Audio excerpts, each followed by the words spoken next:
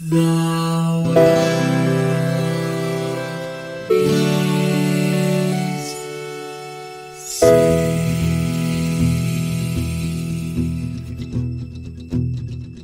The living room's dark, save for light being cast from the big TV screen and the imminent sunrise that's teasing the one-starry sky with whispers of morning. Hey, George. Hey, Lions. How's it going? It's you know what I spent my day doing was carrying out a pointless vendetta and then raising my children to continue my vendetta unquestioningly after my death. And most crucially, to make sure that they make their children continue. Really, it's like some sort of legacy, I can't think of a good word for it, but it's like a vendetta legacy. Yeah, like a legacy of it's almost biblical in a way, you know? A lot of begets and begats. It's true, and although like in the Bible, even the Bible stopped at the fourth generation, you know. Are we going to use the Bible as like a standard of literature? Like, oh my God, even in the Bible, they only had one flood.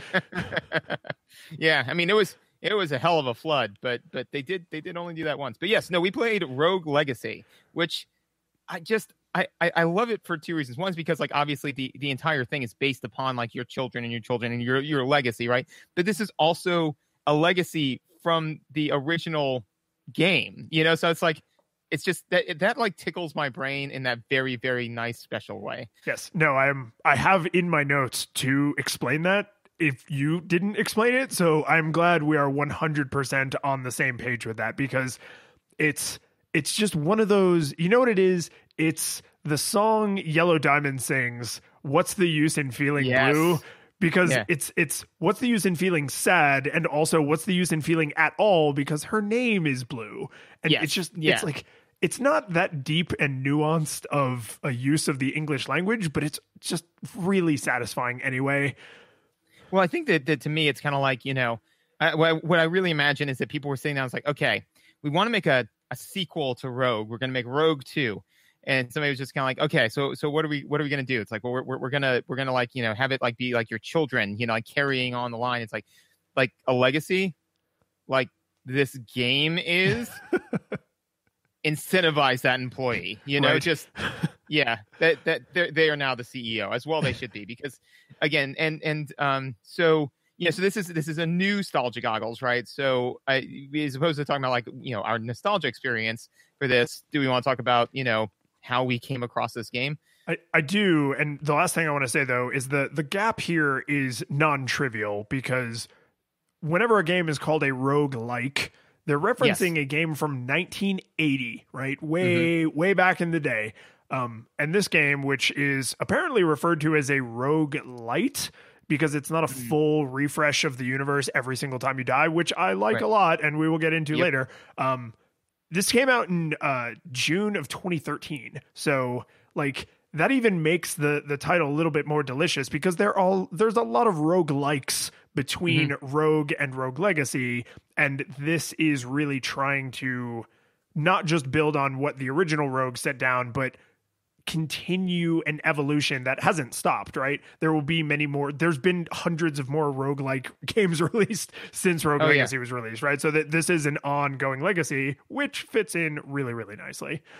Absolutely. No, and I thought, and you know, we'll obviously get into, you know, like the visuals, the sound, the mechanics, but I thought that they did overall a good job kind of saying like, okay, a lot of games, like literally this game created the genre. I mean, it is on par with Metroidvania, you know, where it's just kind of like, you know, it's like it is the genre. I am the state, you know. So that's but like they really kind of like looked at it and said like, okay, so then if we're going to pin this and say like we are doing Rogue Legacy, how do we approach that in a way that it's not just another roguelike? This has to be like the roguelike. It has to be a spiritual successor to it. And I thought that they made some very interesting decisions to maintain that, but also update it and, you know, make it relevant. So how did you discover this game? Because my story is short. You introduced me to this game. And Yes. and I was really shocked that I had never heard of it, because I was like, this is kind of right up my friggin' alley. Like, I'm surprised that I missed this. Granted, my life was very tumultuous at this particular time in history. Like, I had just moved, I just started a new job, I just got married, my wife was pregnant, like a lot of crap going on in the middle of 2013. But I'm really surprised I hadn't heard about this until you were like, oh, we should totally friggin' play this game because it's awesome. So what is your story? Well, and it was funny too, just to from my seat on your story was when we were just discussing like, oh, what do we want to do for another NEWstalgia Goggles? I'm like, well, actually, I've been playing Rogue Legacy. We should do that. It's really good. And you're like, what? I was like, really? Like, I was floored that you hadn't heard about it. I was like how? There's no way that I stumbled my way into this before you. I was like, yeah, no, check it out, and sent you the link. And then I think you texted me back saying like, this looks awesome. Let's do it. And so then that was. And thus it became the reality that we now inhabit. So for me, actually, I had heard of this game because like I listen to a lot of like gaming, YouTube channels and things like that, so that way I can continue to educate myself. So that way I can speak in a more educated way about what we do here. So I had heard this game, like this name, kind of floating around and mentioned a number of times. And then what happened was Teddy, my son, really has taken to playing Celeste, which was another one that we did on NEWstalgia Goggles, and I didn't uninstall from my PlayStation, and he has just been playing the bejesus out of that, by which I mean he plays it, dies a whole bunch of times, and then makes me play it. Right. So same difference. Yeah. So I had become weary of playing Celeste because it's not a low-key game, like it's intentionally frustrating, Yeah, and to have someone else come to you and angrily hand you the controller and be like, it's like Yeah, so I was searching for other games for Teddy to play, and I was like, what game would be very similar but like within the same style, because I tried a couple of different ones and none of them were landing, and I realized I'm like, well, let's just look at 2D side scroller. Went with Shovel Knight, right? I was like, I'm gonna go buy Shovel Knight, because I know that that's in the same genre of like nostalgia and all sorts of stuff. And literally while it was downloading, it was like people who liked this also liked these other games, and Rogue Legacy was on there, and it was on sale for $5. And I said, well, I would be remiss to not buy this, right? At these prices, I should buy two. Zoidberg, you're finally becoming a crafty consumer. Hi, I'll take 8. So I just went ahead and purchased that, and started playing it. I'm like, this is really, really enjoyable. So then that was kind of how I stumbled across it. It was just an add-on buy, and I've actually played that way more than I played Shovel Knight. So every time you say that an Instagram ad or a people who liked style ad actually led to you spending money, someone in San Francisco gets their wings. Like it's some tech bro just like got a little shiver and was like, oh, see, these ads totally work. It doesn't matter that they fail like 99.9% of the time, but the fact that you bought a game, which led to me also buying the game because of a people who liked this also purchased, like that's it. Yep, that's it. That just justified their salary for the year. I will say, yeah, you turned me onto this game, and I looked it up, and I don't want to exaggerate and say that the downtime between you recommending it and me buying it was like under an hour, but I don't think it was much longer than that, because I was looking at it and like I watched a little bit of the gameplay and like I read about it and I was like, man, this looks pretty fun. This is kind of an interesting premise. And then I went because I actually didn't get it on console. I bought it for PC. So I went to their website, and their marketing website is actually like this kind of silly marketing humor that is like endearing and not frustrating. And I was like, oh man, I could buy this cheaper somewhere else, but I really just want to give this guy my money. So I bought it for, big air quotes, full price. It was still only $15. Right. And now, I have it on Steam and I blah, blah, blah. But I was like, this is, so another guy in San Francisco just went like, ooh, marketing copy sells, right? Like, there's something to be said for a company that has like a like an end-to-end experience. Like playing the game is good, but also like interacting with the people who made the game is good. Like watching Let's Plays attracts like a certain kind of player. So you get like there's a kind of a community around it. And that sounds really lame and terrible. And I think we should immediately move on. So to visuals, this game certainly had them. What were your thoughts? So I'm going to start with a nitpicky thing because I want to know if you noticed this, and if not, I really hope I'm about to shatter some glass for you. The game is all pixel art, right? It's 100% pixel art minus maybe like a couple particle effects here and there. But I don't think so. I think it's actually 100% pixel art. But the thing that I noticed is they are using pixel art for aesthetic reasons, not as an artistic limitation.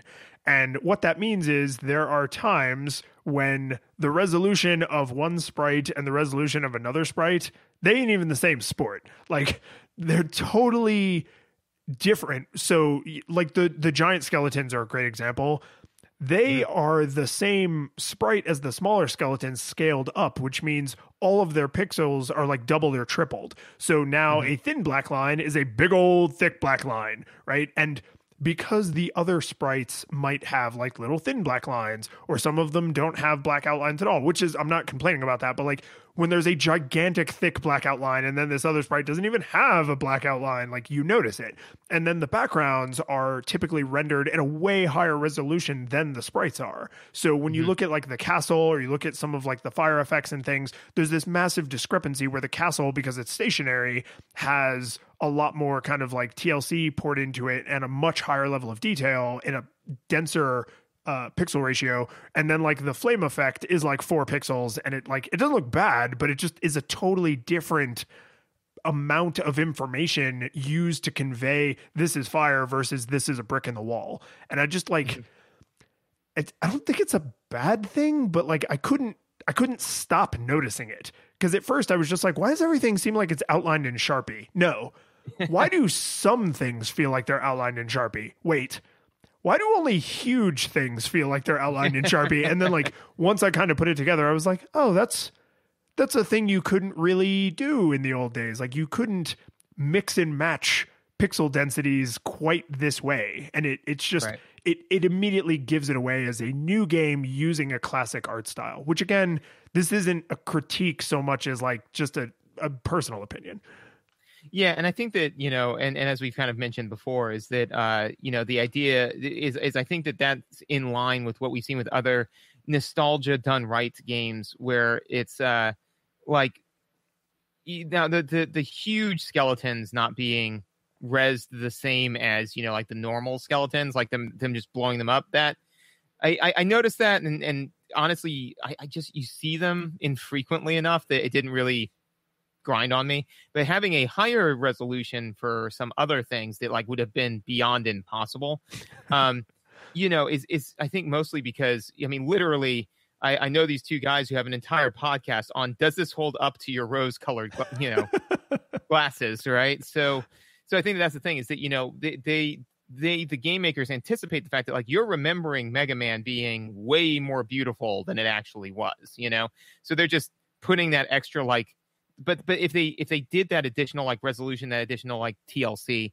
on the pixel art like characters that you're focused on, you'd be like, well, this isn't a nostalgia game at all. It doesn't have that nostalgic art style. But if they do it in the background, then it just feeds your brain like, look at how beautiful this looks. It doesn't look bad, like they're able to do things like that to immerse you in it the way you remember being immersed in it, without actually taking it to the point where you're like, no, this is clearly impossible. It bends what it is doing things that are impossible, but it bends what your mind thinks is possible. It doesn't shatter it. It doesn't break it. Yeah, you end up with an illusion as opposed to a failed magic trick, right? Because a failed magic trick where like the guy drowns, or the you see him, have the key in his cheek and that's how he picks the handcuffs, like that's unspectacular and not funny and is just sad. But like a successful illusion, like even if you are aware that you have been tricked, like to steal a line from the Fantastic Prestige, like you want to be fooled. Like you want to remember those old games as being as amazing as they sometimes were, but often were not. One of the visual things that they did, as far as like visuals and service of gameplay, that I was really impressed with was, is it the ridiculous walk the knight has? Because I super love that. Okay, well, that was visuals for the sake of visual, and I did love that, man. I just love how he's just like, he is just gung-ho. Like they are just into it, you know? Like, I'm going to go storm the castle, and it was amazing. Especially, what really threw me with that was the spell sword. Who doesn't have a sword. Yeah, it doesn't have a sword until they swing, you know? So it's just kind of like, I saw that, I was like, man, they're having a blast, man. Committed to the bit. Committed to the bit. No, it was what they did with off-screen projectiles visually. I thought they handled the little like heads-up bubble. Mm-hmm.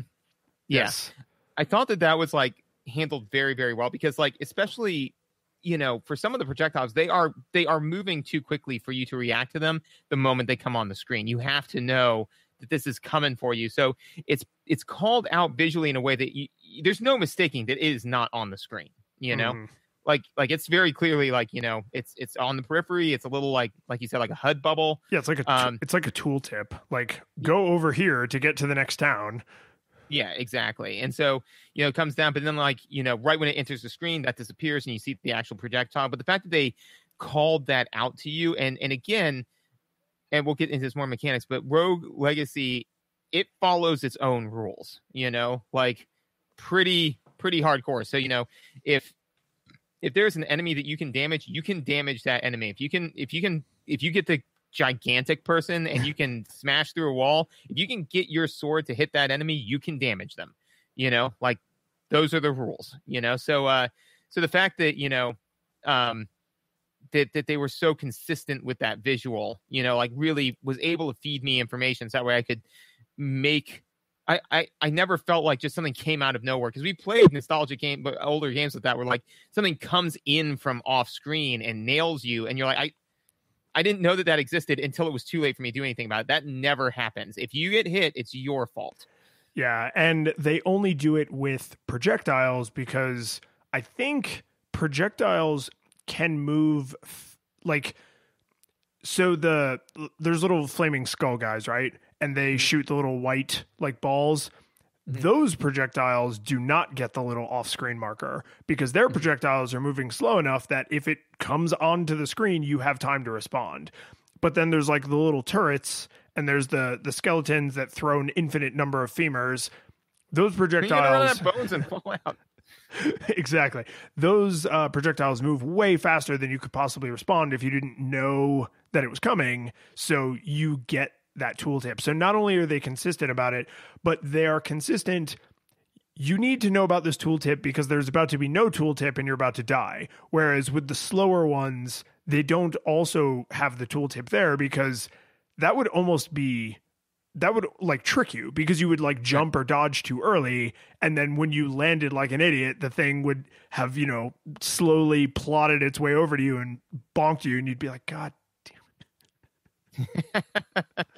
But yeah, I thought that was a very, very necessary visual, especially because like in a roguelike, which are known for being unforgiving, not punishing, but unforgiving, you know, where it's just kind of like if you, because and this is straying into mechanics a little bit, but I remember when I, you know, like kind of walked in the first time, having just played Celeste a lot, where death is, and I mean, death isn't punished in this game either, but you know, where like I walked in and I took some damage. I was like, okay, wait, health drops are few and far between. And I only have every hit counts. Huh. You know, and that's the thing is that every hit like changes the way that you're like calculating and viewing. So because of that, they can't ever hit you unfairly, you know? Right. Like when I would go running into, like there would be sometimes where I would run in, like I would go guns blazing into an area and just straight up run into somebody. And you could make the argument that I was running in so quickly that like, because everything moves relative to you, that the speed at which they entered the frame was faster than I could have reasonably reacted to it. But I did that to me. Like I went in, you know, like all crazy and like, oh, I've got this, you know? So it felt fair. And I felt that the visuals did that. What did you think of the hitbox? Okay, so I will answer that question in a minute, but the comment you just made made me realize something that actually didn't show up in my notes. But the minute you said that, I was just like, wait, that did piss me off, which is because every hit counts and you need to be like kind of referencing your health. I don't feel like the HUD is designed all that great. And this is a visual that you really super need, right? You really super need to know how many hit points you currently have, how much MP you currently have, and the bar, because it's, I kind of don't love this visual style, but it's a bar with a number over it. So you can just quickly reference the size of the bar and say like, oh, I have 80% of my green bar filled, or you can look at the number and see that it's, 400 out of 500 hit points, right? That checks out. Yes. So like if it was bigger, or if like it noticeably changed more, because different classes have tremendously different amounts of hit points. And there would be times where I would look up in the corner and I was like, oh dear God, this person only has like 120 hit points. And the person I had been playing 2 seconds ago had like 300 or 400 hit points. And it's like the bar is bigger for the person who has twice as many hit points, but it sure as hell isn't twice as big. So like you don't have this super quick visual reference. And what I ended up doing was squinting at the number a lot and just trying to read the actual number underneath the bar. So that was something that like I found was a little acting against me, because I agree with you. Mechanically, you really super care if you are taking damage, how much damage you're taking, how fast you're taking it, how soon you're going to stop taking damage. And the way you decide how you're going to handle this situation that is killing you is going to be really different if you are hours from death, minutes from death, seconds from death. Like, and the HP bar just I didn't feel like it gave me enough information to either be able to glance at it super quickly or just always feel like it was in my periphery. Like I had to look at it. Yeah, I definitely agree to you that there is a cost of entry to assess your hit points. I mean, like, it's not like you have to, like get on a flight to California and, like sit in a meeting and then, like query your hit points. I mean, like it is just a glance, but I mean, that is meaningful in a video game. So there is a high cost of entry to that. Like, for this one, it didn't bother me, and I'm trying to think as to why. And what I'm basically coming up with is the fact that it's kind of supposed to be like, you could make the argument. It could just be that it wasn't thought out, but like you could make the argument that it's kind of supposed to be, because like you don't always know what your hit points are, So the idea is that like there's that additional like stress and fear that like when I was in the middle of the mess where like everything's firing a million projectiles, everybody's everywhere, and you're ducking, weaving, and dodging. The fact that I did not inherently know my hit points made it not a math problem. Like to me, that kind of pulled me a little bit more into the experience, because I'm not running calculations in my head of how, like you just said, like how much damage am I taking? How long am I going to be taking it? Like all that sort of stuff. It's like, no, I can't get hit at all because I don't even really know what my hit points are at this point, Yeah, and I get it's possible because I think you may be a slightly better player at this style of game than I am. And I wouldn't say that. I mean, judging by our death tallies. Well, I mean, a lot of those were your son, which I think is super appropriate. But I think you may have a slight edge on me, and because I felt like I was struggling a lot early in the game, like when I would be in a situation where there was just crap flying everywhere and it was very bullet helly, like I felt a tremendous sense of being overwhelmed, which I mean, in the designer's defense is exactly how they wanted me to feel. So they accomplished their goal, but I felt like I don't even have the option to have my HUD in front of me in a way that I feel like I'm getting constant updates. It's like I can ping that information occasionally, and I don't get to decide that schedule, because depending on how much crap is on the screen decides how occasionally I can look at the HUD. So Again, like, this isn't really a critique of the design, because I think that is an intentional design choice, as you're suggesting. I just don't like it. which is fair, because to me, like, there were a couple of times when I got that projection into the experience, that I really enjoyed, which, like, at one point I think I was using the knives, right? And so I was just, I threw a knife, jump, hit, threw a knife. And then I went to throw a knife, and I duffed it because I'd blown through all of my MP, and so arguably that's a bad thing, right? Like, I made a decision without, like, I made the wrong decision because I didn't have all the information that I needed to make it. But to me, like, I was sitting there, just dropping bad guys left and right in this, like, huge tower, like huge tower that was, everything was against me. And then I just, like, reached, like, Indiana Jones style, reached for the gun, and it wasn't there, and then I was like, crap. And then I, like, had to double back and, like, like, double jump and back off and, like, kind of gain some distance, because I was like, oh God, like, I've got to rethink my strategy now because I'm out of magic. And this relates. This is more of a mechanics thing, but it does relate to what you're talking about. We'll get into it way more. But each of the characters have, like, abilities, like traits, right? Each of the classes. Well, each of the classes have traits, but like the traits can be independent of the class. Oh, you mean like the upside down guy and, like, nostalgic, where everything's all grainy. Those traits, yes. Tone, yeah. One of them is you feel no pain. I forget, because they always gave, like, the actual, like, name of it, the clinical definition. Yeah, and then the explanation is often, frequently, almost always useless. And they want you to discover through gameplay what they mean, which, again, I think is totally on brand. But go exactly. On. But one of them was you don't feel pain. And did you ever play a character with that trait? Yes, but I think that was on my list of ones that I wasn't confident I knew what the effect was. You can't see what your hit points are at all. Oh, dear God. Yeah. No, like, your hit, it's just empty. Like, it just, you don't know. And that was the awesome thing, because when I was deciding my progeny, I would think long and hard, because if I was like, man, they've got the class that I want, like, they're gigantic. So, I mean, like, I like that. Oh no, they can't feel pain. That's going to be rough, and I'd really think hard about it. So, like, the fact that they actually take that visual completely away from you at some points, to be like, hey man, you want all this good stuff, this person doesn't feel pain. And I like that that's, like, a negative, because it is, like, when you're a kid, you're like, oh man, I wish I didn't feel pain at all. And it's just kind of like, no, actually, that's a horrible crippling problem, because pain is your friend, your ally. It will let you know when you have become seriously injured. You know, like, it's like, no, you don't wish you couldn't feel pain. You wish you couldn't be hurt. Yeah. So, you wish that you were invulnerable, not that you couldn't feel pain.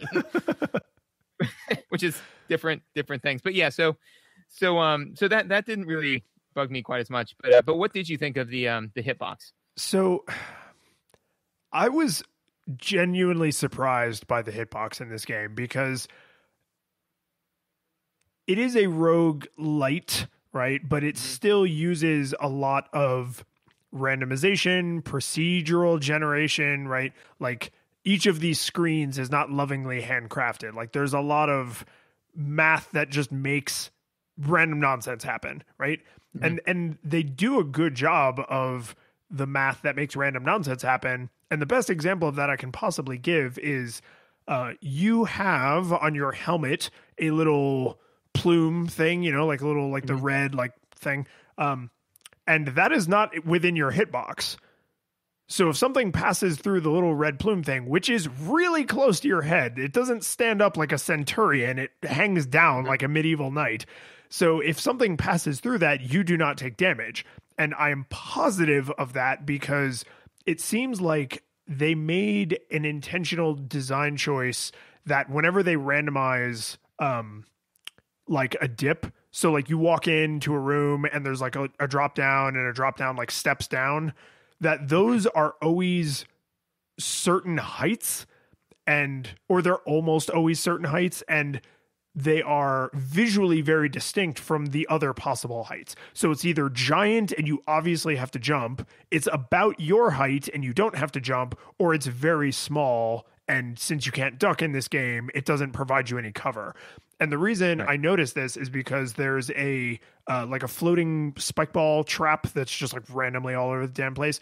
And anytime you are standing on one of those medium-sized dips, that little floating spike ball, if it's on the next step up, will pass effectively through what looks like your head.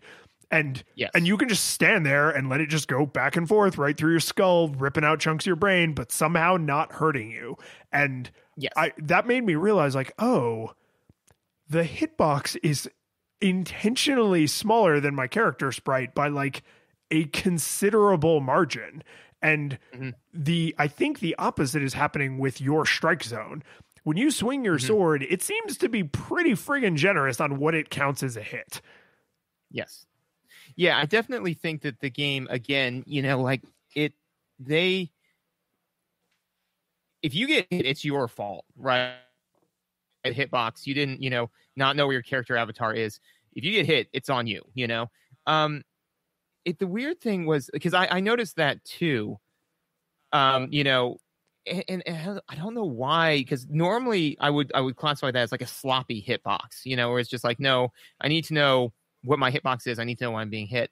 But it was just because I noticed it the exact same way with the spiky ball going through your head, and I was just kind of like, that's odd. But then if you even hop up just the tiniest amount, like it will then register the hit, But it was just, I don't know, like why they did, but it felt so consistent, It did. that like I could rely on it, it's like, I know I've got this little bit of extra give, so well, it felt so I could start to very capitalize on it. This feels like a place where the visuals are benefiting from the modernity of the platform, because things can move essentially on the entire coordinate plane, right? So it's 2D platformer, and anything can come at you in basically any direction. Now, eventually you see all of the directions that happen, but there are some instances, there's like the turret enemies always fire straight, except the ones that are heat seeking, and like the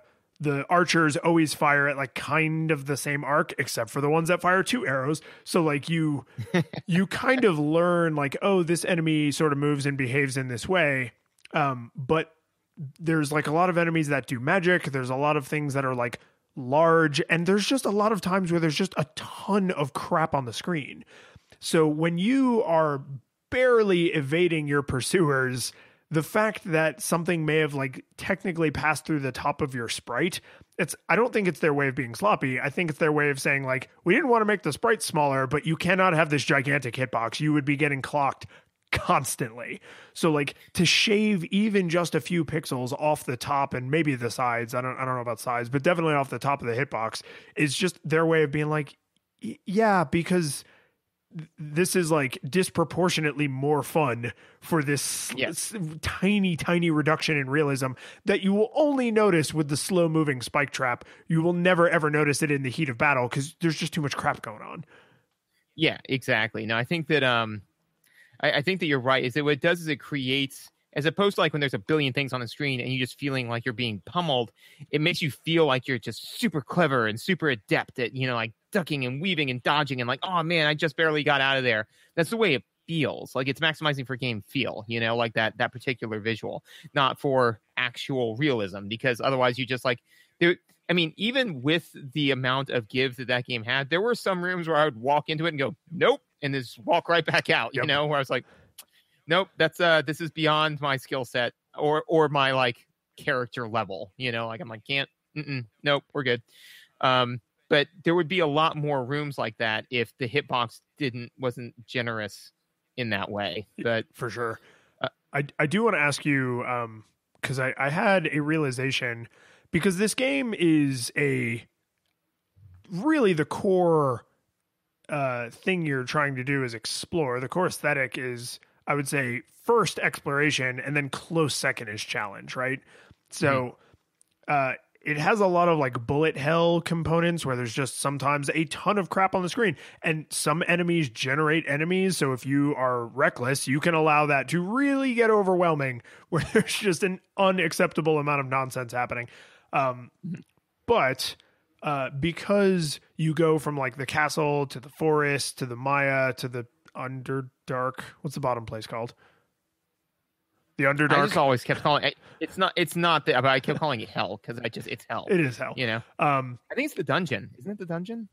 Maybe. Yeah, it might be the dungeon. But like each of those areas has some enemies in common, and there's a lot of palette swapping going on. Even within a given area, there's palette swapping going on, and it wasn't bothering me. And I was trying to figure out why, and I realized I think it's because there's this very strong bullet hell kind of like twitch reflex challenge design in this game, and palette swapping gives you a lot of information quickly because I agree. When you see like a yellow, Ghost, whatever. The wizard. Yeah, the wizard. You see the fire wizard, and then you see the blue wizard, and you're like, I know kind of what his deal's going to be, and he moves in the same sort of way, and his tell is the same. This game reminds you constantly, like, you need to learn their tells. It matters, right? So, like, they all have the same tells if they're within like the same class or family or whatever. And I thought that was like, this is palette swapping for good. Like, they need a way to quickly convey information to me, and palette swapping is a way that they can say, hey, this looks like another thing you've dealt with, so some of that information will be useful, but not all of it. And now what you end up with is like a family of, let's say, like 4 different enemies that they all have certain things in common, and they all have small differences. So now you only have to memorize the small differences. So like yellow does this, blue does that, green does whatever, because it's way easier to just have automatically memorized the commonalities. And I was like, oh my God, this is like righteous palette swapping. Like this is when you do palette swapping, and it doesn't seem lazy, because this is intentional and in a lot of ways necessary. If they had 300 unique enemies, committing all of that to memory would be impossible or just not fun. Right. No, it would be nightmarish. And I think that you're right, that this is palette swapping used as a tool for like gameplay, for gameplay purposes, not as a tool to reduce costs, which is where you see it used a lot. Because, and to me, it actually added to the feeling of tension a little bit, because, okay, so when you would walk into, like you said, like let's take the 300 different monsters versus the 20 that there actually are, right? When I would walk into a room and see, if I saw a brand new enemy, which definitely happens, like in each area they introduce like 1 or 2 new baddies, Oh yeah. There's no shortage of enemies there, but they're grouped into families. Right. So when I go and see an actual new enemy, like I would stop, and be like, this is a huge unknown, Like, whereas most areas, when you walk in, you see stuff that you've kind of seen before. So like you said, like, you can kind of be like, okay, well, this is going to do some stuff like this. And then, so it would create like some hesitation, but it wouldn't bring you to like a halt, like a new enemy would. So if every time you entered a new area, there was like 30 new enemies, the pacing would be way slower. Whereas like with the wizards, I particularly enjoyed them because, you see the first one, there's the ice wizard and the fire wizard. And you're like, all right, cool. The fire wizard fires little fireballs. The ice wizard does his little like icicle thing. And then you see the green wizard for the first time. You're like, that's new. So like you said, he moves the same way. So you don't have to memorize like a new movement pattern or anything like that. And that he's going to cast some kind of a spell. And when he does it, he puts his finger up and it's like, oh, a little thing appeared. Oh God, a thing appeared right underneath me. You like hammer the X and you're like, I gotta go, And that's a fun little enjoyable thing. Or then when you see like a big one, you're like, okay, this guy is bigger. So typically bigger means more powerful. All right. And then he does like the ice spell and you're like, okay, oh my God, there's a billion icicles. And so, like it really, like you said, I think it hit the nail on the head where it gives you, they're very careful with the amount of cognitive load they're placing on you, especially when, I think that they put it in the domain of pacing of the game, being like, for every new person, like a brand new enemy causes this type of delay in the player, whereas a palette swapped enemy causes this type of delay in the player, speed. So it's like, how fast do we want them chewing through this? Like how I think, and this is kind of in general, that they did a great job balancing making the player uneasy, but not making them terrified. Oh yeah, no, it feels constantly challenging and interesting and often frustrating, but it never feels scary. It never feels like emotionally burdensome, right? And that's, I think, making something be frustrating without making you like smash your controller is a certain kind of challenge, but it is easy to overwhelm a person by just throwing huge amounts of flashing and conflicting information at them to where you could start to feel like a minor but real amount of like kind of dread.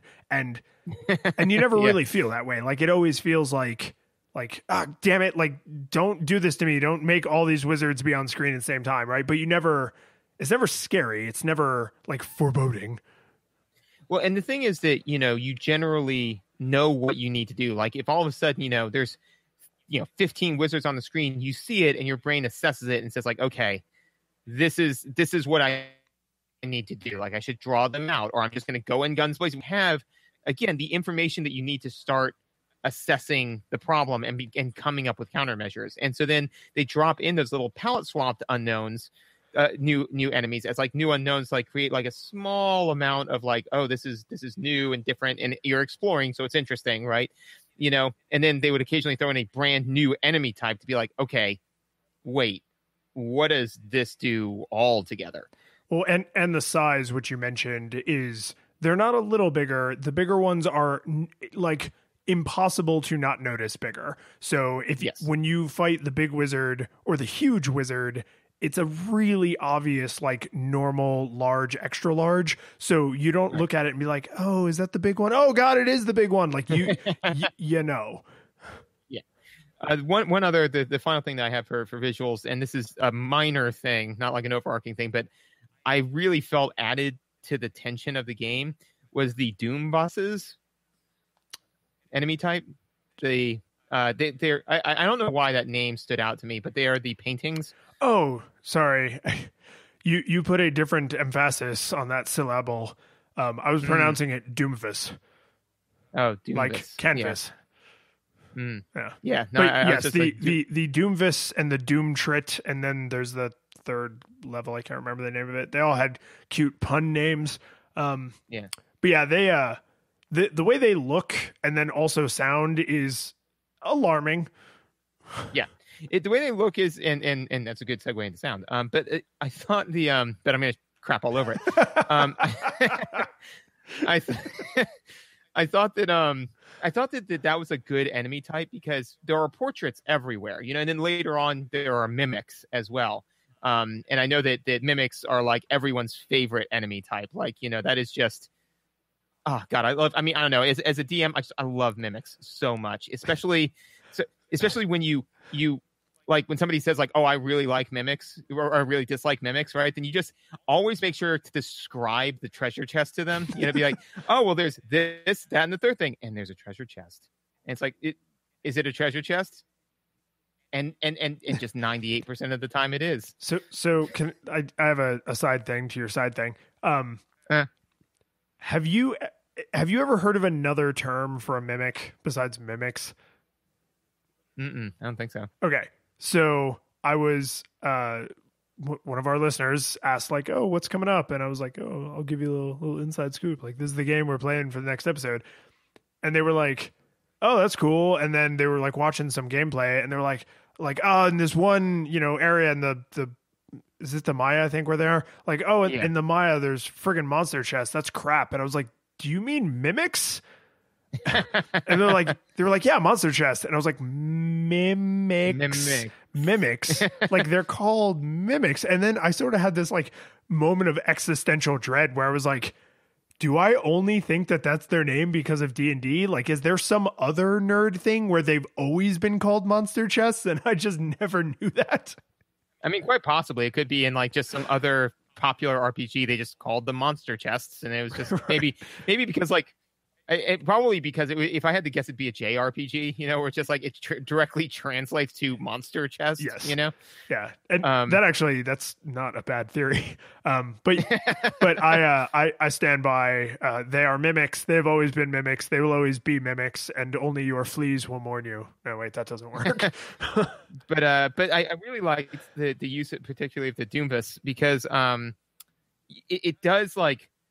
I like an insane person. I was swinging at almost every portrait, you know? Oh yeah. No, you go a little mad once you realize some of them are evil because it's a Skinner box, right? There's way more portraits than Doomvis is, but some of them are Doomvises. Yeah, some of them definitely are. So like again, that and they use them judiciously, you know, like it's not like every room has like 5 or 10 portraits in it, you know, that could be, but like literally when I'd see that, it would slow me down, you know?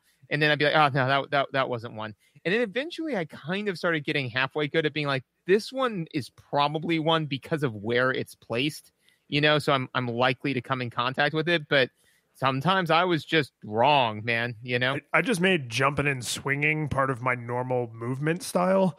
So like as I am just moving through the room, jumping and swinging at every portrait, just like the same way you would jump and swing at all the chandeliers to try and get money, like that just became part of my life. So to the casual observer, they would be like, man, that guy sure hates paintings.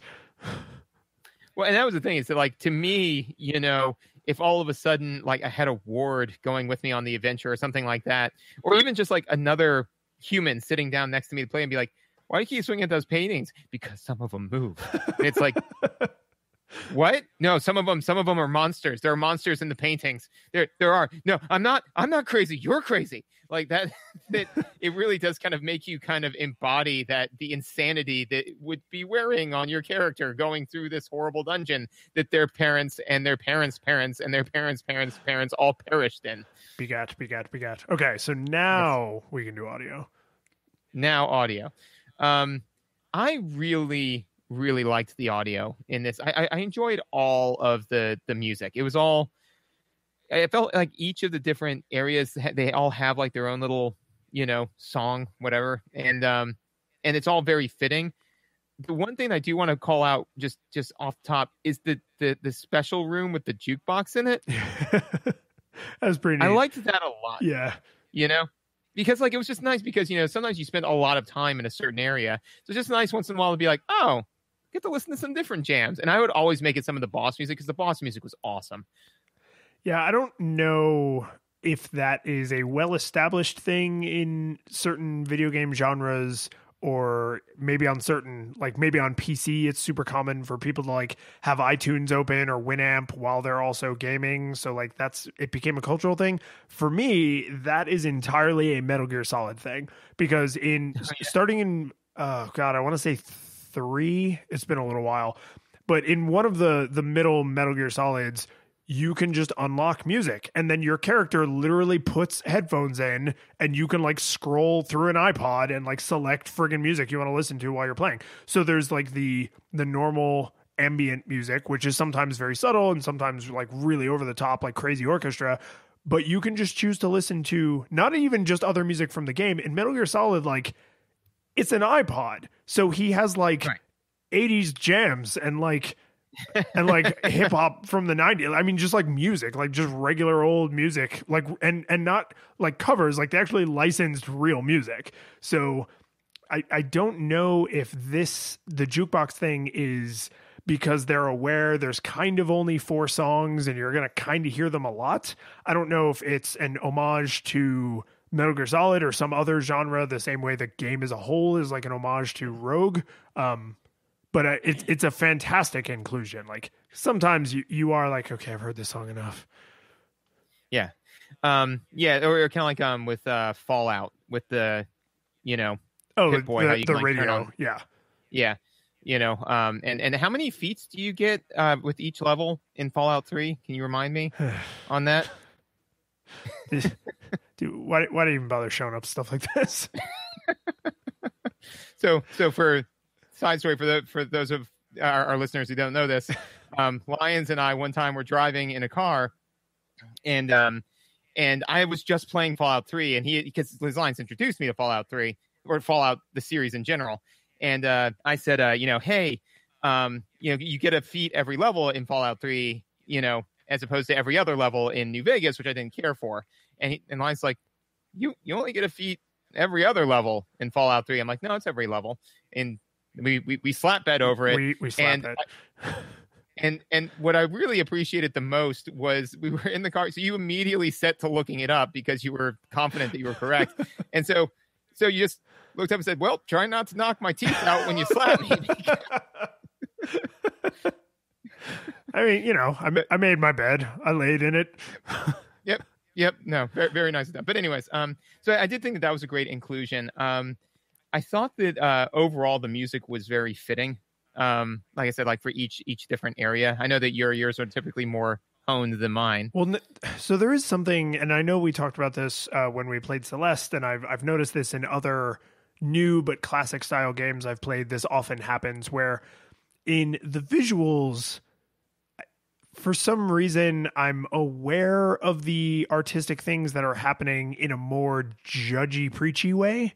Whereas with the music, when they stop using strictly chiptune instruments and they use like actual instruments, or they use other kinds of synthesizers and things that could have never happened on like a classic console, like I definitely notice it, and I like almost am never bothered by it, because I feel something about the pixel art aesthetic is like, you are setting yourself a standard as an artist, right? And then, but with the music, I just don't feel like they're obligated to be as true to the chiptune for some reason. And as a person who listens to chiptune, like in my free time, like I just enjoy that genre of music, I hear a lot of music that mixes modern and classic chiptune instruments. So maybe I've just developed a taste for it and it doesn't stand out to me as much, but this game does that a lot. There's a lot of really obvious, very true to form classic chip style instrumentation, but then there's just like strings and like other synthesizers and like totally modern normal things, and they do it really well. It's all good catchy music. It's all like very thematic, since each of the 4 areas is like super different in its theming. Yeah, so I just like I enjoy all of that music, but like this is another thing, just like the different scaling in the art, but for some reason it doesn't bother me. One of the other things I noticed with the sound effects in particular was that if an enemy does a thing, like just with like the visuals off screen, there's that little box that shows you that the projectile's coming at you. It will make a sound as well. Like the enemies make a sound when they do a thing, whatever that thing is, and kind of whatever distance, as long as they're in the same room. Right, exactly. So if they're in the same room, if you're going to have to deal with it, it makes the sound. It gives you all of the information, which is good because you're being fed a lot of information. So they're giving your brain as many hooks as they possibly can. So there were definitely times where I would hear the skeleton making the like bone jangly noise. Yeah, and I was just kind of like, oh, okay, and it's just it's a good way to leverage the sound to give you information. And they also do it as well with like when you hit stuff, is that when you swing on something that you can't interact with, it makes a whiff sound. When you hit something, it makes like kind of a meaty thwap sound. And if you hit something where it's like a shield or where you're not hitting it correctly, it will make like a gong sound, Yeah, and I don't need things that are squishy to make an I hit something squishy noise. I don't need enemies that are armored to make an I hit something armor noise. I don't need the wizards to make a sword hitting cloth noise. I need to know when I hurt them, but not as much as I could have hurt them, and when I didn't hurt them at all. Like those are, right, especially in a game with like bullet hell style combat elements, I need that audio cue. I need it. Yeah. Oh, absolutely. And I think that and also, too, they have a specific sound for when you done killed it. It goes that like poof, Poof, what do you need? Yeah. Poof, what do you need? Yeah, except that Genie's not dying every time that he does that. No, just once. Well, I think with every wish that he granted, he died a little inside. But moving on. But no, so again, like it's relaying that information that, yes, you hit it, you damaged it, and you hit it and killed it, because they do have the health bar at the top. But again, that's not something that you can reference regularly. It is not quick reference. It's basically there for bosses. And so you can see the funny names that all the monsters have. Yeah, there's all that. And also, too, like sometimes if I was going mano a mano against the bad guy, because it's, and we can get into this more mechanics, but, generally the amount of damage that you're doing, like, it's quantized, right? Like, enemies typically take 1, 2, or 3 hits, you know?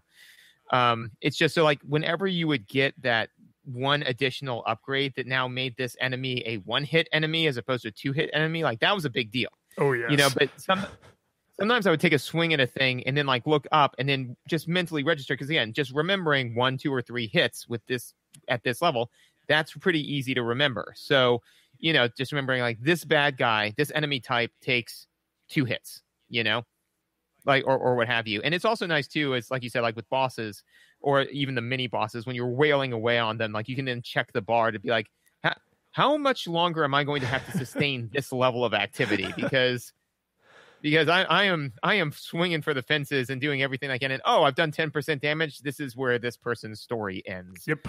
It was good knowing you, Sir Jonas the 18th. So I do have to mention, because if I didn't, you probably would have, that it makes an armor clanking noise when you walk because you are heavily clad in full plate mail. And I actually distinctively asked myself, why am I not irritated by this? Because we'll get to like how well I played this, but the TLDR is like, I got stuck for a while where I spent a lot of time like completely clearing entire areas before going on to the next area and attempting to completely clear it because I was just trying to collect as much gold as possible.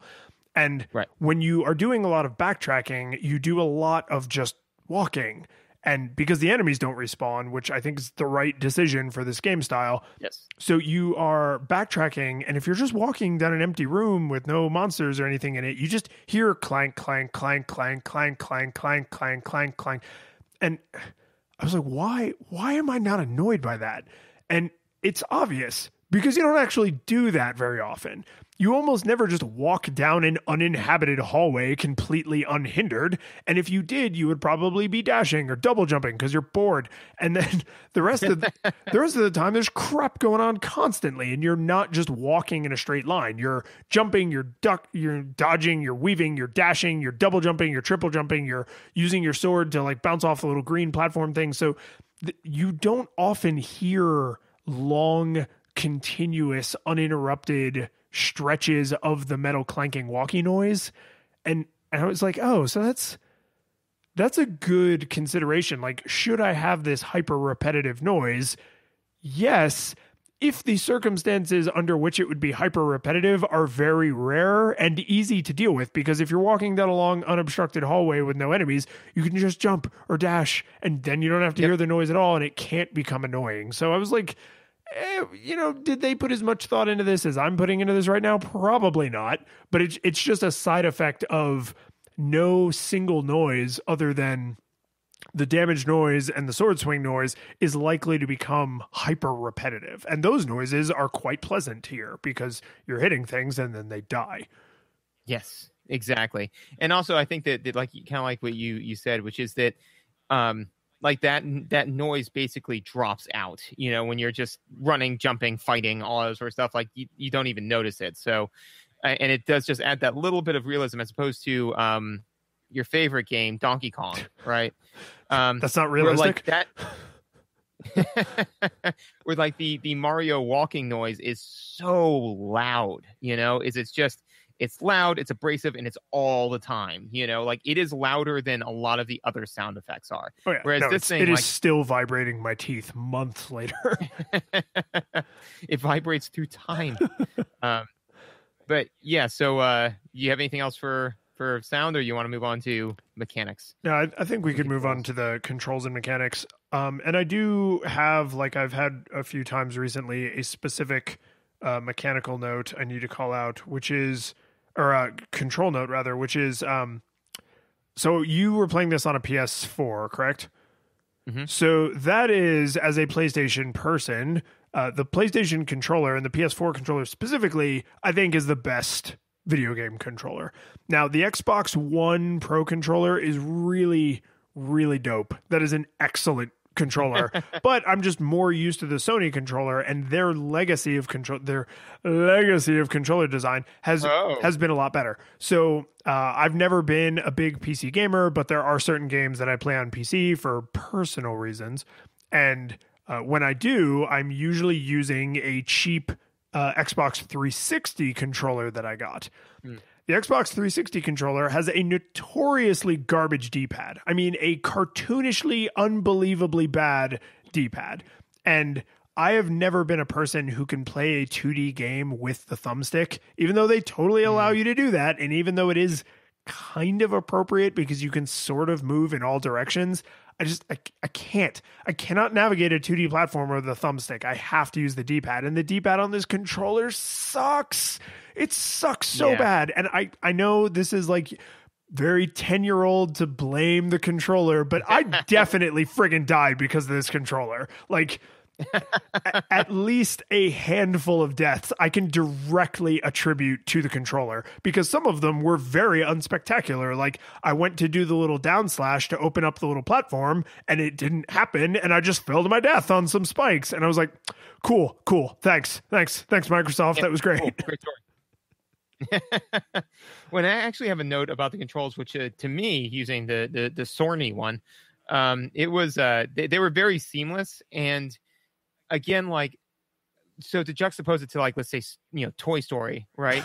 I was always like, something, if ever I thought I can make that jump, I was right, yes. Like, there was never a time when I was like, I think I can hit this, or I think I can do this, where I was wrong, like your jump height is incredibly high, and you're able to control it while you're jumping with, like, razor precision, like everything, the game responds to you very quickly, because if you get hit, it's bad. Like, it can be really, like it's very unforgiving in that thing. So they're like, we're going to give you all of the cards that you can, that you can have. And then, so that way, if you get hit or you take damage or you die, that was on you. So it wasn't like I should have been able to jump higher. It's like, you jump like 7 times your height. It's just, and I think the reason for that is the jumping controls are designed for making micro adjustments in flight to avoid an enemy or an enemy projectile. And that means when you're doing something as rudimentary as regular platforming, you're way over engineered for jumping over a small pit. Like, it's just, I mean, you've brought a bazooka to a knife fight. Like, it's amazing. But that does make traversing the world feel very empowering, which I kind of like. Oh yeah, no, I definitely like that. And I think that they kind of then tackle it on the back end, because what do? They put in roof spikes in a lot of areas, Yep. So if you get too crazy with like, I can jump wherever I want, it's like, but be careful, because you've got to be precise with some of your jumps. Like, there was a lot of them. I know I ran into this particular room a lot, where it was like a room area, and then a small little tunnel with like spikes on the top and spikes on the bottom, and then another little room area. So you had to like jump, either perfectly get your arc through, or like jump up and then dash through and then fall down. Whereas, like, that was a nuance. So, like, you couldn't just hurdle yourself at it, because you'd screw it up. Yeah. And that actually leads into my biggest note, the thing that I think this game did very, very well, which is tailoring the difficulty curve to both avatar strength and player skill, So, like, and we had talked briefly about this before, but basically, like, there are levels in this game, like your avatar becomes more powerful over time. You get more hit points, you do more damage, you get more armor, you get more abilities. Your avatar becomes more powerful. However, like, when you go into, the forest, or what's the forest? Is it the forest? I think it's literally just the forest. Yeah, the forest. When you go into the forest for the first time, not only is everything in there dealing like twice as much damage, so your avatar has to be twice as powerful in order to, take the same number of hits. The stuff that's coming at you, they're firing more projectiles. They're moving faster. They're moving in a more complicated pattern, so you, the player, have to be more skilled to approach it. if you, the player, have not become more skilled, your avatar would have to become 4 times more powerful because you're going to be getting hit twice as often. Yeah, by enemies hitting and twice as hard. Twice as much damage. Yeah. Yeah. So I thought that was really clever and very well done. And the fact that they visually, because like you're in a new area, the visuals are completely different. Everything about this lets you know like this is a different ball game. So there were some times where, like I would walk into, I'd just be like running around doing my thing, and all of a sudden I'd be like in the dungeon area, and I was like, nope, time to go. Because and not even because like I was like my character is underpowered, they were, but I was like, I don't have the skills yet to deal with all of this nonsense, Yeah, agreed. And I don't think we called out enough in visuals, so I will just agree with you that each of the areas is impossible to confuse. They look 1,000% different from each other. They have totally different palettes. They have totally different designs. They have totally different theming. Like that's a nice, again, like you don't have to think about what area you're in and therefore what kinds of enemies you're going to encounter and what kinds of traps you're likely to encounter, because you can't forget, oh, I'm in the castle. Oh, now I'm in the Maya. Oh, now I'm in the forest. Like, oh, where was I again? No, you cannot possibly make that mistake, which is mechanically, I think, a really excellent use of the visuals. Because you might say like, oh, really? Only 4 areas? And it's like, yeah, how many of those do you really want to have to commit to memory? Right. And this is something that I was a little shocked when I first started playing this game, because like I said, I bought it that same day we started talking about it, and I didn't understand immediately how roguelike the layout was. And so I'm like, this is a Metroidvania. Like I got to explore this castle. I got a map. Sometimes I can't like go into an area because I don't have the right thing. And that was what made me realize the important difference, because I was like, George doesn't really like Metroidvanias. Why is he so on board with this game? And that was what the oh, I can't complete this room reality is what made me understand it. Because if you enter the castle and you cannot complete a room, you cannot complete that room, period. You can't leave and go get the item you need and then re-enter the castle. You just cannot complete that room. End of story. And there are rooms that you can't do with like the runes you have equipped or whatever. Like if you're gigantic and you need to be a dwarf or whatever. So like it took me, as someone who loves Metroidvania games and has played a lot of them, I died pretty spectacularly a few times in a room that I could not have possibly succeeded in. And it was just like, oh, right, because I had to do like a quadruple jump. Otherwise, I was going to fall onto spikes and die. And I know I can't do a quadruple jump. So what was I hoping would happen? Right. And so like once I kind of realized like, oh, that's it. You never encounter a room where you say, okay, I need to remember to go get the double jump boots and then come back here later, because that reality cannot happen except if you use the architect. Correct. Yeah. Like if you're like, you know what, I do have the tools I need for this back at the base. So, like I do want to get this room, approach this treasure, whatever. So I'm going to lock it down and do that. But then the cost associated with that is staggeringly high. 40%. Yeah, so it's just kind of like that has to be a deliberate decision, yeah, you got to really want that fairy chest or whatever, because that I felt like most of the time, the only times I used the architect when I was like, I'm gonna go back and get that fairy chest. Yeah. Oh yeah. No, I mean that's really, because I mean you wouldn't want to do it just because I think one time I did it because literally the first 2 rooms I went into had like, honest to God, treasure chests in them, and I did the quick ROI math, and I was like, this is probably worth it, So we can't talk about this without talking about the different the way character generation works, because like they force you to change your play style. Oh yeah, and so even though and just the acting. Okay, so there's 2 main things. Like you get 3 progeny to choose from, right?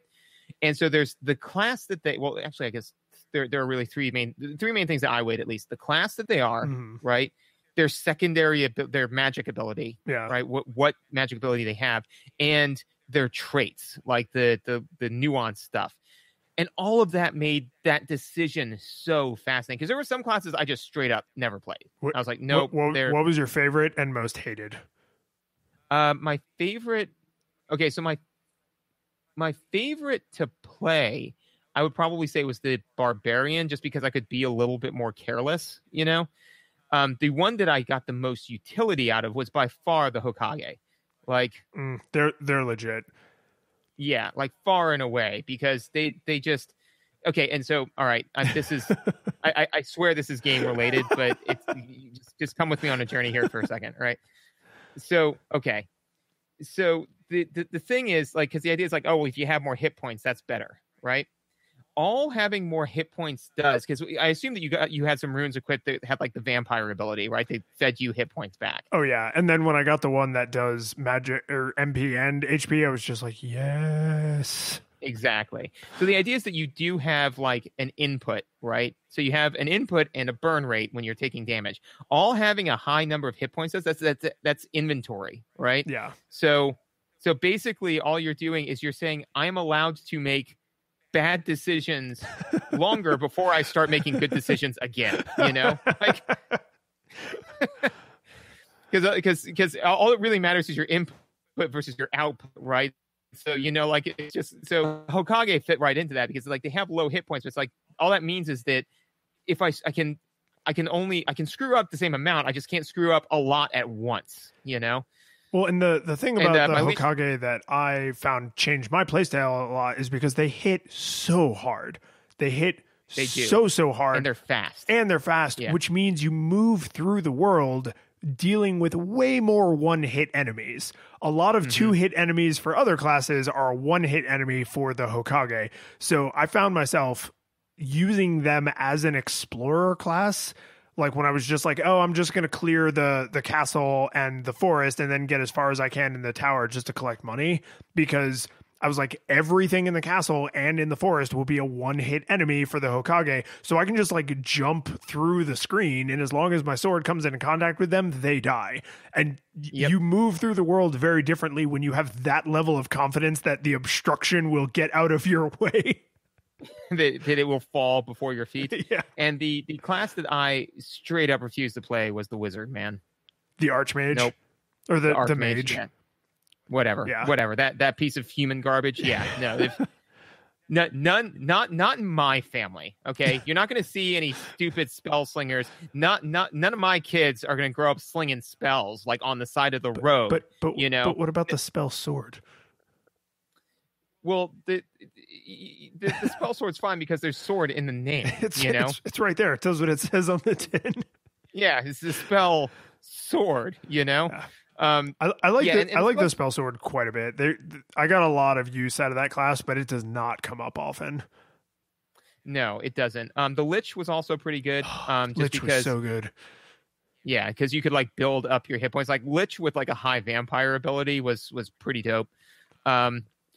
But the thing that I really loved was that, like, I would sometimes see a class I like a Hokage, but then, they had traits that were so devastating to where I would be like, I don't know if I could do this.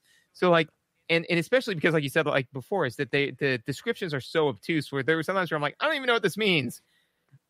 I don't know if I can take a risk on it. And then sometimes they would give you like a visual with it, and you're like, I still don't know what this means. And then you'd find out, like at the last possible minute. The ones that I thought were amazingly creative and there are just so many of them, was the confused one.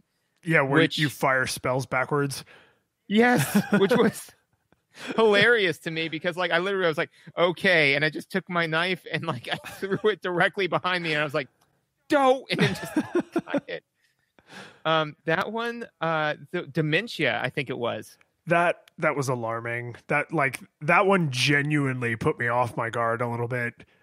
Yes, like that there were enemies that did not exist. Yes, Oh man! Although there's a clever way they're generous, which is the enemy that does not exist is often an enemy that can't be where you are. Right, and it's still your brain is still like enemy, but if you get clever enough, you can be like, no, that enemy can't be here. That's my imaginary enemy friend.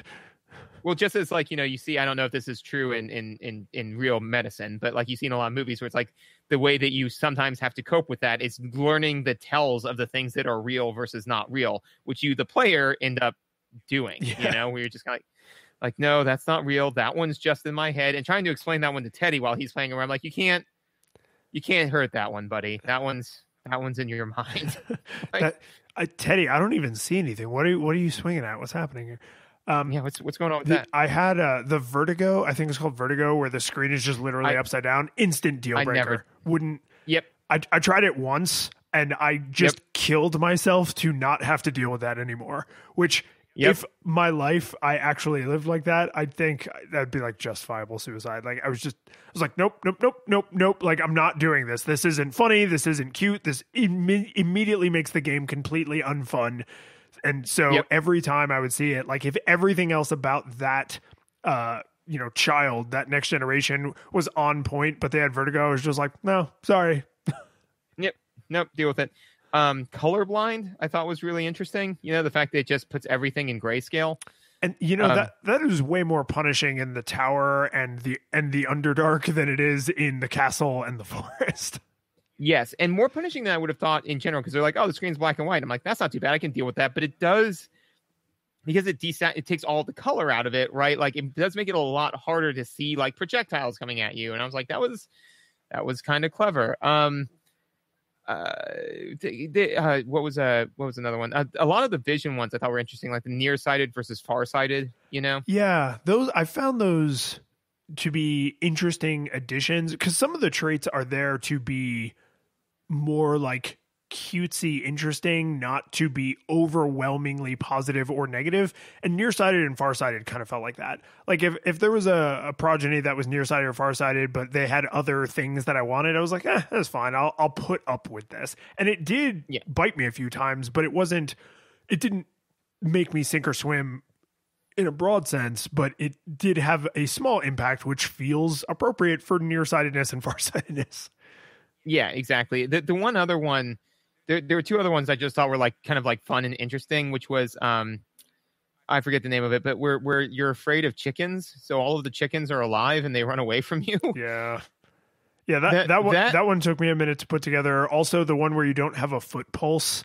When I realized that means you don't set off spike traps, I was like, golf clap. Well done. Well done. Yeah, no, and that was a huge point in their favor, man. Like if they had no foot pulse, I was just like, let's look at that. And also the one. Yeah, where you can see like the parts of the floor you can drop through. Yeah, where it's like you can see like all the code and like it's like you see the matrix. I'm like, that's awesome. And Megan asked a question that I think that they were right to not go this direction. It would have been interesting, but it would have taken away from what the game was trying to do, which is make you constantly be chugging all of that like mental thought while you're like deciding like which one of my children do I want to carry on my name, because that's basically in my mind what you're doing. But she said like, so if you consistently pick one with like certain traits, are those traits more likely to come up? Because what'll really bake your noodle later on is, will all your children be colorblind? Exactly. And I was just like, I don't think so. Because then eventually you just stop seeing some traits altogether, which is not what they wanted to do. But I was like, that would have been interesting, if you could like turn that off or on. That is a time where going with realism would suck a lot of the fun out of the game, where it's like, oh, you just keep playing as colorblind people, so now you just have this overwhelmingly colorblind family. It's like, yeah, but that's not fun. Like, don't do that. Although I think they do have a bias toward the lower classes, because like the Hokages and the spell swords and like the Mecha Lich, like they don't seem to come up quite as often as like the Barbarian and the Paladin and the Archmage. So like there are some biases in the algorithm, but that I'm okay with. What I don't want to see is my choices eventually having actual genetic implications. Well, and because that's the thing is that, like you said, Hokages come up less often. So when there is a Hokage, you're like, yes. But then you look at him, you're like, oh man, this guy's got, like is afraid of chickens and colorblind. That's going to be a pain. But it's a Hokage. I could also just go with this Barbarian. Like they've got like these good things for him. And so like you're just sitting there and it's an actual honest to God decision, which is why when you couple that with the fact that it is actually like a rogue, it feels odd calling it a roguelike dungeon because it's a rogue legacy like dungeon. Yeah, exactly. Like, it is. But so like I remember one time like I got a Hokage, they were giant, which I loved that ability, and I was just kind of like, it is time to wreck face because I've got a huge Hokage. This is my time, First room I came into, long hallway with spikes on the roof, spikes on the bottom, and platforms you had to activate. Yeah. And I was like, eat me, So by the time I got out of that first room, I had like 20 hit points left, and then somebody else just iced me. And I was like, no, you were supposed to be the chosen one. You were supposed to bring me all of the gold, not lose it, So I have a class question or a class comment and a trait question. My class comment is I was incredibly disappointed by the Spelunkers because I really wanted, because like I said, I was struggling for a while to like get enough money to feel like I was growing at a rate that was keeping the game interesting. And it actually didn't last as long as I thought it did, but it felt slow. Like there was a middle section of the game where I was just like, oh my God, like every playthrough, I'm barely raising any stats. I'm not finding any equipment. I keep screwing up fairy rooms. Like I was really irritated for a minute. And then when I unlocked the Spelunker, I was like, yes, a class designed for finding money. And then they just die, or you could just die. Like they just die. They die so easy. And I was like, this is counterproductive. I would rather play for 15 minutes with a barbarian and pick up 5 times as much money than play for 3 minutes with a friggin' Spelunker who eats it in like the first 2 rooms. Like it was just, I wanted it so bad. I was so disappointed. And I'm not like, I don't think it's the game's fault. I think it's like my lack of skill to have this super high risk reward character type that I don't have the skill to benefit from. But like, it was so enticing to me and I didn't get to enjoy it. My question is, what does it mean to be gay? like what in-game? No, we've just totally, this is now like a whole other podcast. No, one of the traits is gay. Yeah. And the description, if you're a guy, says you like the men. And if you're a girl, I think it says you like the ladies. Yeah. But I could not detect any obvious difference in play. Like I think there is a small chance that there's actually like some social commentary there. Like that is a trait that does nothing because why would it do anything? Right. No, I think that along with the baldness, is also a trait that didn't seem to do anything. Yeah, it doesn't do anything. And I think it does 2 things. One is I do think it does kind of make that commentary of it's like, yeah, like this is a trait. This is a, something that is, like a something that is true about this person, but it doesn't impact their ability in any way to perform this task that you set out to give them. The same thing with being bald. And I think that having some traits like that means that it's kind of like throwing up a smokescreen, kind of, where it's like, so when you see something where it's just kind of like, you're afraid of chickens, it's like, oh, well, fine, whatever, or you're afraid of birds, I think is what it says. Like, oh, well, maybe that's just another weird one. It's like, nope, now chickens run away from you. And it's like, well, darn it. Yeah. Like, no, actually, so I think that. So I'm wondering now if I put on my, the world is a good place hat, then I would say that was an intentional choice by the designers. I mean, it's a big staff, some of whom were probably gay, who said, we're going to include this just to make people obsess over the question, well, this person's gay. How are they different? And it's like, they're not. That's the point. They're not different. Why is it called puzzles? That's the puzzle, like. But if I put on my conspiracy theory hat, I wonder, because each generation you choose your heir who succeeds you on your quest, but your other children still exist. So each generation there are 3 children. It's just that only one of them becomes the player, right? That you play as.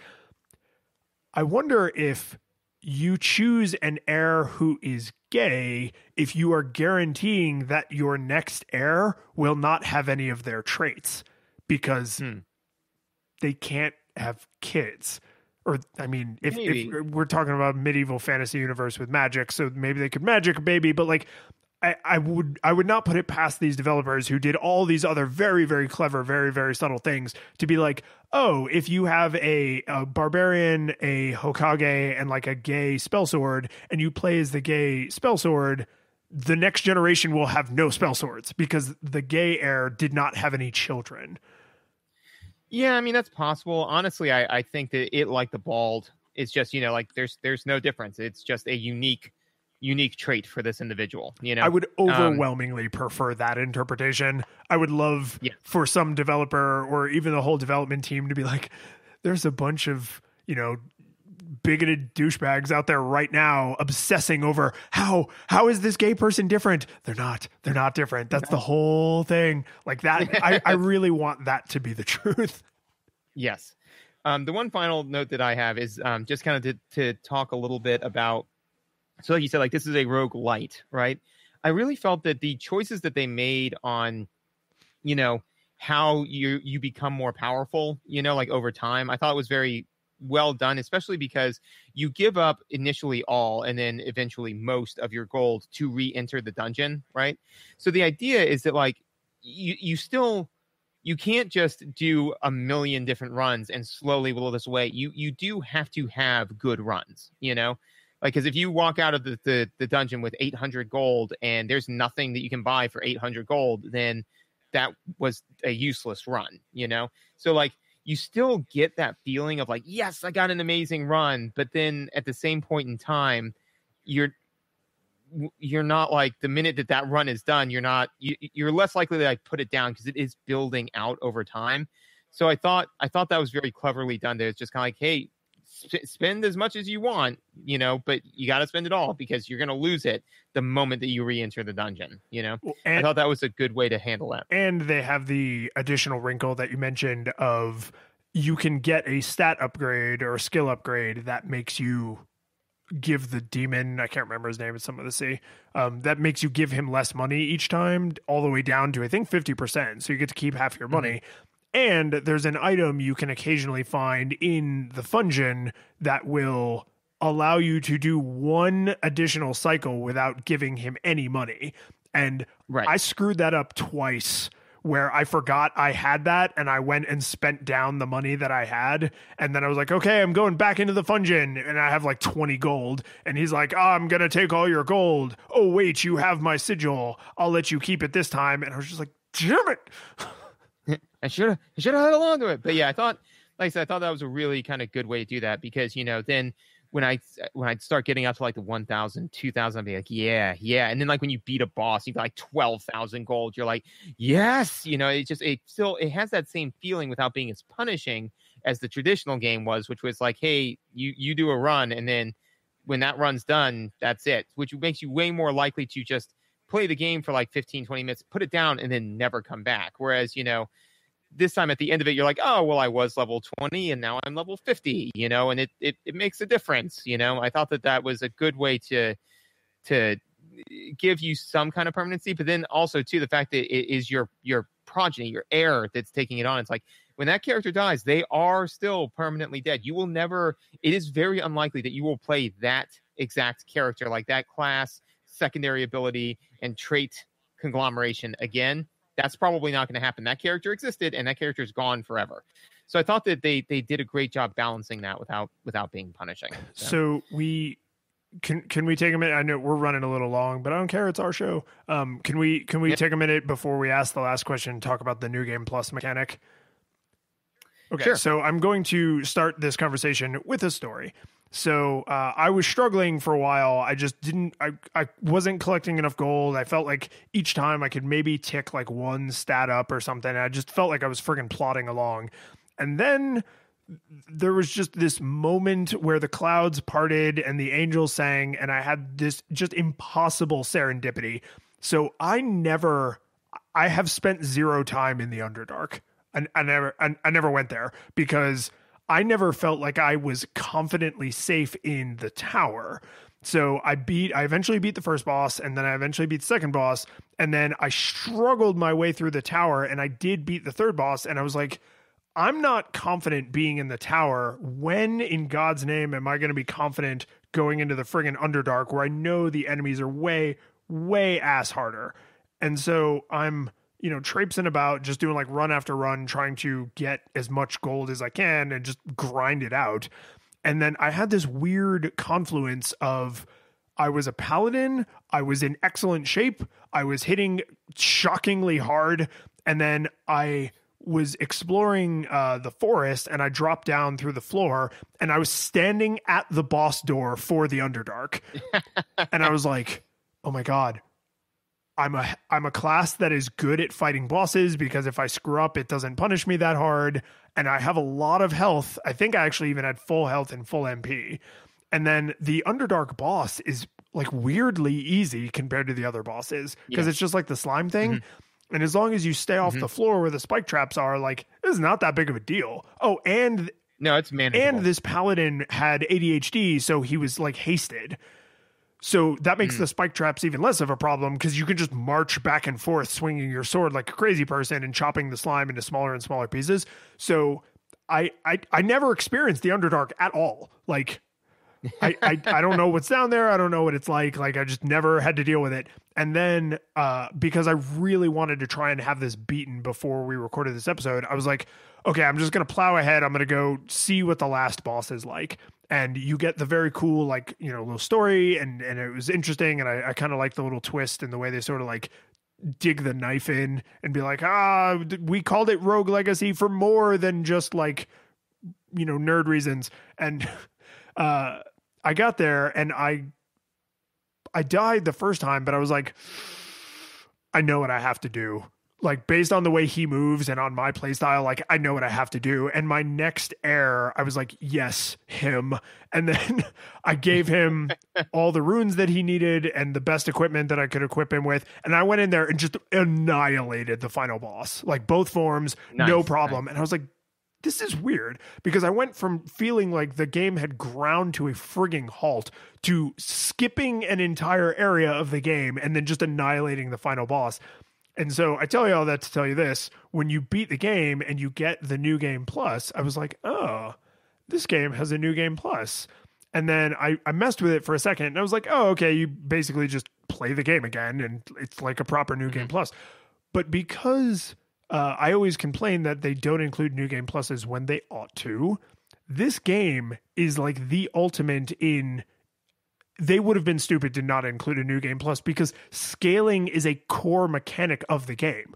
So you just take the upper bound off of that and you make the enemies get harder forever, right? And you make the gold drops bigger gold drops forever, and people can play. Like, I found some YouTube videos where people were on like New Game Plus, like 50, 100, 150, like crazy numbers.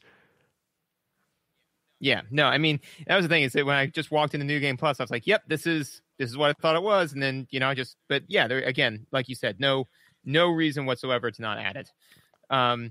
So generally we would ask, does it hold up? But normally we now ask, did this game learn from its predecessors? Yeah, I mean, short answer, yes. Like, not only did it learn from its predecessors, but they are trying so hard with this game to, I mean, this entire game, to me, knowing what I know about gaming history, which isn't that much, which says if I knew more, I would probably even be able to read more of this love letter. But I really feel like this game is like a love letter to Rogue specifically, but also like bullet hell games and kind of like these early arcade, like early computer games.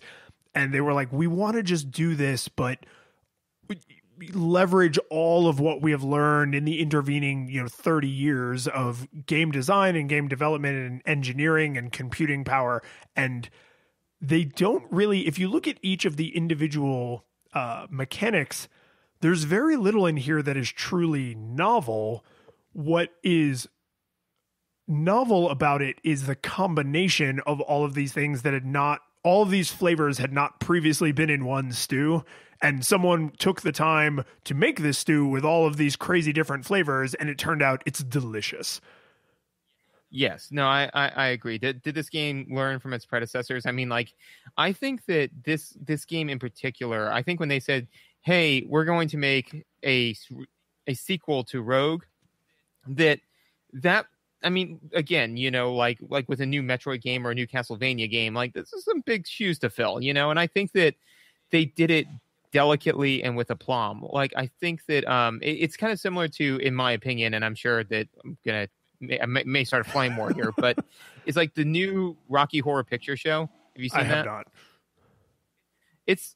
In my opinion, I think it's very good, because it took the old Rocky Horror. It did the same thing, but it did just enough new stuff to make it its own while still paying homage to it.